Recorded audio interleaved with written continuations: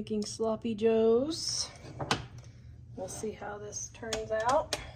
Got my onion. Got my ghee or butter. I'm dairy free, so that's why I use it. Jesus, use butter. Worcestershire sauce.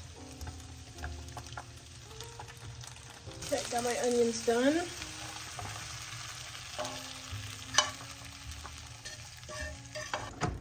And we're gonna try ground turkey. This is 99 cents a pound, and hamburger is $5 a pound right now. And I'm going to add a little bit more butter or ghee because I'm dairy free, just to give it more fat and taste. Letting all of the moisture evaporate. And my seasoned salt. Worcestershire. This recipe is in my Dining at a Dime Cookbook Volume 1 on page 145. You can take a picture here, take a picture of the QR code, or follow the link in the description below. Go to my website, livingonadime.com. It is also in my gluten-free, dairy-free edition. Brown sugar. Lemon. You can use fresh lemon or lemon juice in the bottle if you want.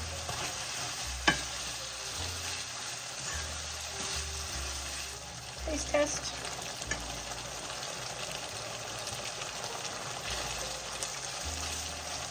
Yum. That is delicious. Just a touch more sugar. Okay, and I've got my new Pampered Chef thingamabobber. I am going to try it. Let's see if it helps us to eat more veggies. Baby carrots, pepper, okay, cucumber, radishes. And if I would have had this done before, it would have taken me 15 minutes, but 20 minutes. And yeah, we'll just put all these in here. Onions, sloppy joe. All right, what kind of veggies do you want, Jonathan? Carrots? Sure. Baby trees? Broccoli. Yeah. Anything else? Sure, that's fine. A nice, healthy dinner.